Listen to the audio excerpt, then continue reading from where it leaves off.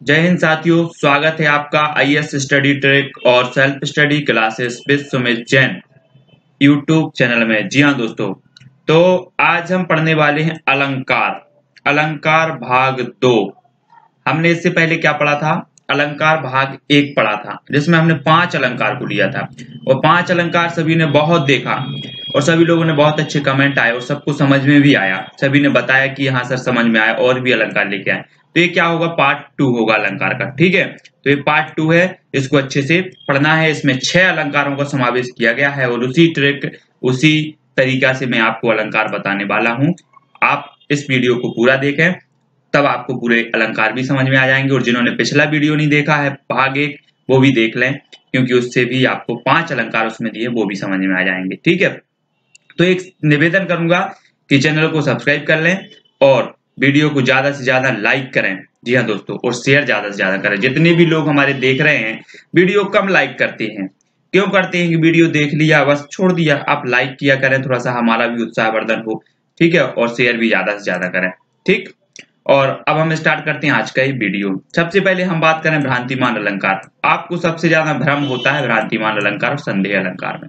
ठीक है, तो आज ये भ्रम जो है मिट जाएगा, क्योंकि हम भ्रांतिमान अलंकार की बहुत अच्छी आपको ट्रिक बताने वाले हैं, वहीं संदेह अलंकार की भी। ठीक है, तो ट्रिक बताएं तो ट्रिक में क्या होगा कि जो भ्रांतिमान अलंकार है, सबसे पहले हम आपको ट्रिक बताएंगे जिससे कि आपको समझ में आ जाए। उसके बाद फिर इसके डिटेल में भी बताएंगे, है ना। तो इसमें शब्द आते हैं भ्रम। अगर किसी दोहे में जो भी आपको दोहा दिया जा रहा है, जिसमें अलंकार पूछा जाए, उसमें भ्रम शब्द आए तो भ्रांतिमान अलंकार होगा। भ्रांति शब्द आए, जानकर, मानकर, समझकर, जाति, मानी, ये शब्द अगर आ जाएं, है ना, तो क्या हो जाएगा? भ्रांतिमान अलंकार हो जाएगा 100%। ठीक है, तो ये चीज आपको याद रखना है कि भ्रम, भ्रांति, जानकर, मानकर, समझकर, जाति आती, ये शब्द आते हैं तो भ्रांतिमान अलंकार हो जाएगा। ठीक है, तो इनको याद रखना है। अब हम देखें नेक्स्ट हमारा है संदेह अलंकार, जिसमें आपको सबसे ज्यादा क्या रहता है? संदेह रहता है। ठीक है, संदेह तो रहता ही है। संदेह और भ्रांतिमान अलंकार में सबसे ज्यादा है। अब देखना कि इसमें शब्द आते हैं किधऊ, धाऊ, कई धो, की या फिर अथवा। इन शब्दों के माध्यम से जो भी दोहा बना होगा वो क्या होगा? संदेह अलंकार का होगा। ये चीज आपको ध्यान रखनी है। तो किधऊ, धाऊ, कई धो, की या अथवा। ठीक है, और इसकी हम पीडीएफ लिंक में दे देंगे नीचे, है ना। लिंक, इसकी पीडीएफ लिंक जो है वो दे देंगे। ये 6 अलंकार और पहले वाले 5 अलंकार दोनों की लिंक में एक ही में बना के आपको दे रहा हूं, आप डाउनलोड कर लेना। ठीक है, और ये चीज आपको समझ में, ये चीज आपको ध्यान रखना है कि जब भी हम संदेह अलंकार पढ़ेंगे तो किधाऊ, धाऊ, कई धो, की या अथवा शब्द आएंगे, और भ्रांतिमान पढ़ेंगे तो भ्रम आएगा। भ्रांति, जानकर, मानकर, समझकर, जाति, मानी, ये शब्द आएंगे। ठीक है, तो यहाँ पर संदेह और भ्रांतिमान क्लियर हो जाता है। ठीक है, अब तो कोई संदेह नहीं है, ना तो भ्रम होगा इसमें। अब देखें अनुप्रास अलंकार। अनुप्रास की तो आपको पता ही होगा, है ना, क्योंकि ये किस शब्दालंकार की कोटि में आता है। जो अनुप्रास अलंकार है शब्दालंकार की कोटि में आता है। तो इसमें क्या होता है? अनुप्रास अलंकार में इसमें बार बार एक ही अक्षर की आवृत्ति होती है। क्या होती है? अक्षर की। अक्षर मतलब वर्ण, एक ही वर्ण की बार बार आवृत्ति होती है। ठीक है, जैसे यहाँ पर वा की आवृत्ति हो रही है यहाँ पर, ऐसे ही अनुप्रास अलंकार में भी एक ही अक्षर की बार बार आवृत्ति होती है। ये चीज आपको ध्यान रखनी है। अब इसके बहुत सारे भेद भी हैं अनुप्रास अलंकार के, तो वो हम पढ़ाएंगे। और पिछले भी वीडियो हमने डाले हैं बहुत सारे अलंकार के, उसमें भी हमने पढ़ाया है। तो यहाँ पर सिर्फ अपन को अनुप्रास अलंकार को देखना है कि कैसा हो रहा है। तो ये चीज अपन को याद रखनी है कि एक ही वर्ण की बार बार आवृत्ति इसमें अनुप्रास अलंकार में होता है। तो उससे दोहे में क्या हो जाता है? अलंकार हो जाता है अनुप्रास अलंकार। ये चीज यहाँ पर याद रखना है, सिर्फ ये पहचान है इसकी। यमक अलंकार की बात करें तो एक ही शब्द बार बार आए। अब यहाँ पर क्या आ रहा था? एक ही वर्ण बार बार आ रहा था, लेकिन यहाँ पर क्या हो रहा है? एक ही शब्द बार बार आ रहा है। ठीक है, एक ही शब्द जहां बार बार आए, और क्या बोल रहे हैं कि इसका जो अर्थ है उनका अर्थ अलग अलग हो, तब कौन सा अलंकार होगा? यमक अलंकार होगा। अपने बार बहुत उदाहरण पड़ा होगा कनक कनक ने सौगुनी, है ना। तो कनक का अर्थ अलग अलग आता है। एक कनक का सोना और एक कनक का धतूरा होता है। तो इस प्रकार से अगर कोई शब्द आए तो यमक अलंकार वहां पर हो जाएगा। तो ये तो आपको बनते ही होगा यमक अलंकार। रूपक अलंकार में सबसे ज्यादा कंफ्यूजन है। कैसे कंफ्यूजन है? तो एक तो इसमें क्या होता है रूपक अलंकार में कि इसमें एक योजक चिन्ह आता है, लेकिन सब दोहों में योजक चिन्ह नहीं आता, वहां भी रूपक हो जाता है वो। ठीक है, तो इस पे हमें डिपेंड नहीं रहना कि योजक चिन्ह आएगा ही या सब रूपक होंगे जिनमें योजक चिन्ह है। ठीक है, ये भी नहीं हो सकता। ठीक है, तो ये इस पे डिपेंड नहीं रखना अपन को योजक चिन्ह पर, क्योंकि कुछ दोहे ऐसे होते हैं जिनमें योजक चिन्ह होता है तब भी रूपक अलंकार नहीं होता, और कुछ ऐसे भी होते हैं जिनमें रूपक नहीं योजक चिन्ह नहीं होता तब भी रूपक अलंकार होता है। ठीक है, तो इस पर हमें क्या नहीं रहना, योजक चिन्ह पर डिपेंड नहीं रहना। हमें क्या देखना है कि जहां उपमेय को उपमान मान लिया जाए। उपमेय क्या होता है? उपमेय होता है कि जैसे कोई वस्तु है और उसकी हम क्या कर रहे हैं, तुलना कर रहे हैं किसी अन्य वस्तु से, तो हम जो वस्तु है उसको उपमेय कहेंगे और जिस वस्तु से तुलना कर रहे हैं उसको उपमान कहेंगे। ठीक है, इस प्रकार से इसको हम अभी अच्छे से बता रहे हैं उदाहरण के माध्यम से। ठीक है, तो हमें जहां उपमेय को उपमान मान लिया जाए और वो भी कैसे, निषेध रहित, उसमें नकारात्मक वाक्य नहीं होना चाहिए। ठीक है, ये चीज भी इसकी एक पहचान है, क्योंकि जो अपनहूति अलंकार नीचे हम पढ़ेंगे, सेम रूपक अलंकार और अपनहूति अलंकार की परिभाषा सेम है, लेकिन कहाँ बदलती है, निषेध रहित और निषेध सहित में। ठीक है, ये चीज याद रखनी है। तो यहाँ पर क्या होता है कि उपमेय को उपमान मान लिया जाए, मतलब किसी भी चीज को क्या कर दिया जाता है, जबरदस्ती थोप दिया जाता है। कैसे थोप दिया जाता है? मैंने कहा या कृष्ण का आपने वो सुना होगा, एक सूरदास जी का एक काव्य है कि मैया मैं तो चंद्र खिलौना ले हूं। अब वो चंद्र की बात कर रहे हैं, क्या कर रहे हैं, चंद्र की बात कर रहे हैं, लेकिन चंद्र को क्या बोल रहे हैं, खिलौना बोल रहे हैं। मतलब चंद्रमा को खिलौना मान लिया गया है, यहाँ पर कितने परसेंट, 100% मान लिया गया है।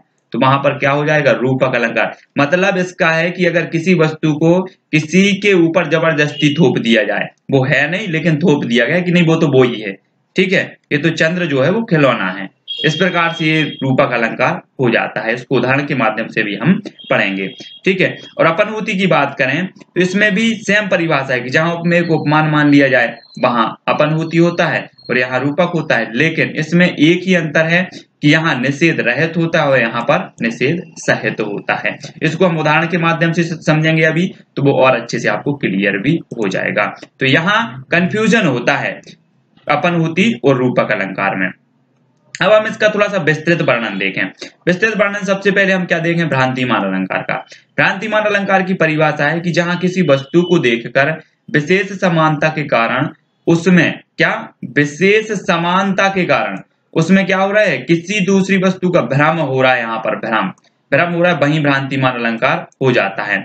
अब कैसे हो जाता है, इसमें हमने दूसरी पढ़ लिया कि भ्रम, भ्रांति, जान, समझकर, मानकर, ये शब्द आएंगे तो क्या हो जाएगा, ये भ्रांतिमान अलंकार हो जाएगा। लेकिन अब जो इसकी परिभाषा बोल रही है उसके अनुसार भी थोड़ा सा हम समझ लें कि हमें क्या हो रहा है कि भ्रम कैसा हो रहा है, पक्का हो रहा है, 100% हो रहा है कि जान श्याम को घनश्याम नाच उठे बनमोर, है ना। तो क्या हो रहा है कि यहाँ पर जो है भ्रम पक्का हो रहा है। संदेह में क्या होता है कि भ्रम बना रहता है कि ए है कि ए है ना, भ्रम बना रहता है। लेकिन यहाँ पर भ्रम क्या हो जाता है, पक्का हो जाता है कि श्याम को घनश्याम मान ही लिया कि नहीं वो तो घनश्याम है ही। ठीक है, तो यहाँ पर क्या हो जाता है, घनश्याम है ही, तो यहाँ भ्रम पक्का हो जाता है भ्रांतिमान अलंकार में। और ये शब्द तो है ही आपको पहचानने के लिए, तो ये शब्द भी याद रखें। और यहाँ पर पक्का भी हो गया है कि श्याम को घनश्याम यहाँ पर क्या वो मान लिया गया है। लेकिन अब देखें हम संदेह अलंकार। संदेह में क्या होता है, देखो जहां किसी वस्तु को देखने पर संशय की स्थिति बनी रहे, अंत तक संशय की स्थिति बनी रहेगी। लेकिन भ्रांतिमान में हम क्या पढ़ा कि वहां पर संशय की स्थिति नहीं बनी रहती, वहां पर मान लिया जाता है, भ्रम क्या हो जाता है, पक्का हो जाता है। लेकिन यहाँ पर भ्रम पक्का नहीं हो रहा, यहाँ संशय की वस्तु संशय जो है लास्ट तक बना हुआ है ना। निश्चित ना हो, निश्चित नहीं हो रहा है, और वहां संदेह अलंकार होता है। इसमें हमने शब्द पढ़े थे किधऊ, धऊ, कैधो, की, किया अथवा आदि शब्द आते हैं। ठीक है, अब ब्रह है या शब्द यहाँ पर आ रहा है, और या हमने यहाँ पर पढ़ा था, यहाँ भी आ रहा है कि ब्रह है या अखंड संयोग, साप है या है वरदान। ठीक है, तो यहाँ पर क्या है कि एक चीज को समझ नहीं पा रहा है कि ये है कि ये है। ठीक है, ऐसे ही तुमने उदाहरण बहुत पढ़ा होगा, नारी बीच सारी है कि सारी, तो वहां पर क्या है, संदेह बना रहता है। काय में, संदेह और भ्रांतिमान अलंकार में। तो ये चीज तो आप समझ गए होंगे, ठीक है।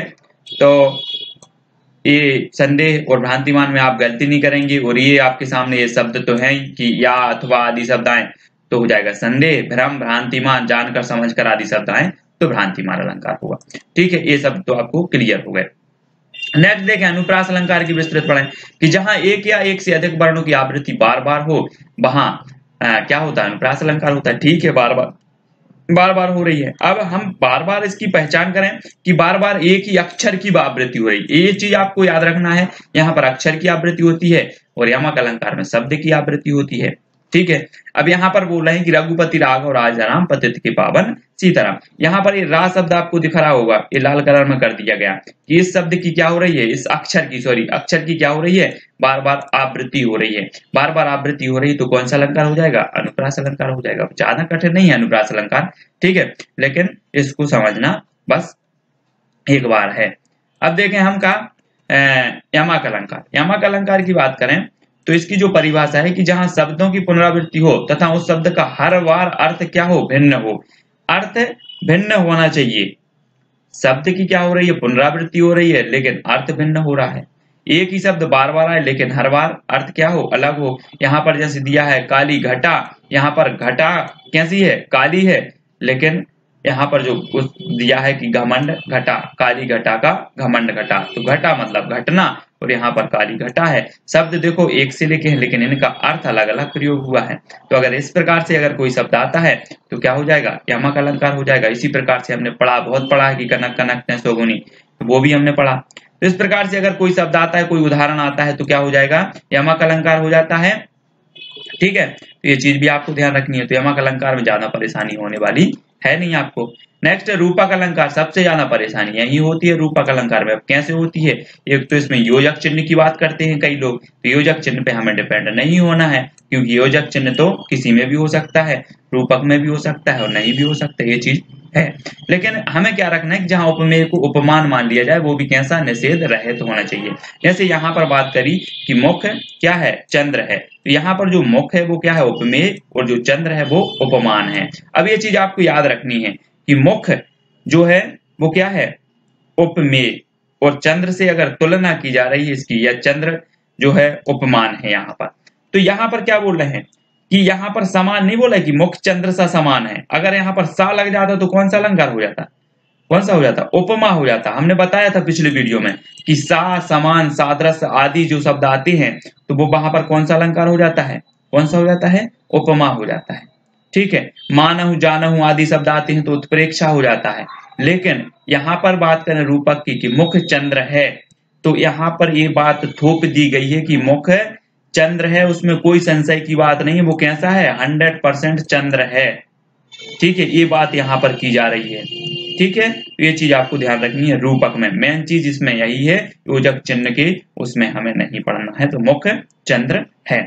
लेकिन ऐसे ही अपनहूति की बात करें तो अपनहूति भी सेम, इसकी परिभाषा सेम है परिभाषा, लेकिन इसका उदाहरण अलग अलग है। बात करें अपनहूति की तो इसमें होता है क्या है कि जहां उपमेय को उपमान मान लिया जाए वहां कौन सा अपनहूति होता है, लेकिन कैसा, निषेध रहित होना चाहिए, निषेध सहित होना चाहिए, ठीक है। तो ये क्या करें, हमने उसमें पढ़ा था में रूपक में कि मुख चंद्र है, हमने इस मुख और चंद्र इतना पढ़ा था। लेकिन इसमें क्या कह रहे हैं, यह मुख नहीं क्या है, चंद्र है, यह मुख नहीं चंद्र है। तो यहाँ पर नहीं की बात हो रही, मतलब निषेध सहित हो गया। तो ये अपनहूति अलंकार की क्या हो जाएगी, ये उदाहरण हो जाएगी। तो रूपक और अपनहूति अलंकार में बिल्कुल भी कंफ्यूज नहीं होना है, क्योंकि यहाँ पर जबरदस्ती यहाँ भी थोपा जा रहा है, वहां भी, लेकिन यही पहचान है इसकी कि ये निषेध सहित है, वो निषेध रहित है, ठीक है। तो ये 6 अलंकार आपको याद हो गए। एक बार और देख लें वीडियो, एक बार का 2 बार देख लें, और ये जो उत्तर प्रश्न दिए हमने, इनका उत्तर भी आपको कमेंट के माध्यम से बताना ही है, क्योंकि अब आपको अलंकार बनने लगा है, आपने पढ़ा है, अलंकार बन जाएगा आपसे। यहाँ पर दिया है कि सजना, सजना है मुझे सजना के लिए, ठीक है, इसमें अलंकार आपको बताना है। नेक्स्ट दिया है तरुणी तनुजा तट तमाल तरुबर बहुछाए, ठीक है। तो यहाँ पर ये शब्द दिए हैं, अब यहाँ पर भी आपको अलंकार बताना है इस उदाहरण में। अब एक बात है कि अलंकार संप्रदाय की, ये हमने नहीं बताया, लेकिन आपको बताने कि अलंकार संप्रदाय के प्रवर्तक कौन है, ये कमेंट के माध्यम से बताना। ये क्वेश्चन भी पूछा जाता है। ध्वनि संप्रदाय, रीति संप्रदाय, अलंकार संप्रदाय, इस प्रकार से ये संप्रदाय के बारे में पूछा जाता है। तो ये अलंकार संप्रदाय भी आपको बताना है। जहां किसी वस्तु को देखने पर संशय की स्थिति बनी रहे, निश्चित ना हो, वहां कौन सा अलंकार होता है, तो वो भी आपको बताना है। और एक चीज भी और बता दे कि निश्चित हो जाए तो वहां कौन सा होता है, निश्चित ना हो तो वहां कौन सा होता है, ये चीज भी आप बता दें। चरण कमल बंदो हरिराई में कौन सा अलंकार है, चरण कमल बंदो हरिराई, है ना। तो यहाँ पर आपको बताना है। अब यहाँ पर कंफ्यूज नहीं होना है आपको, क्योंकि यहाँ पर अलंकार है, ठीक है। अब हम नहीं बताएंगे कि कौन सा है, आपको कमेंट के माध्यम से बताना है कि कौन सा अलंकार है। तो दोस्तों, आपको ये वीडियो कैसा लगा कमेंट के माध्यम से बताएं, और इतने सारे जो क्वेश्चन हैं उनको आपको क्या देना है, उत्तर देना है, कमेंट के माध्यम से देना है। ये वीडियो कैसा लगा तो आपको कमेंट के माध्यम से बताएं। उसका पार्ट फर्स्ट भी देख लें, वो भी बहुत अच्छा है, और आपको अलंकार एक कभी नहीं भूल सकते। इस प्रकार से हम थोड़ी सी सरल जो है करके इसको पढ़ें, और अलंकार में और ज्यादा कुछ नहीं पढ़ना है आपको, सिर्फ इतनी पहचान करनी है। आज के लिए बस इतना ही। जय हिंद दोस्तों। लेकिन वीडियो को ज्यादा से ज्यादा लाइक और सब्सक्राइब जरूर करें।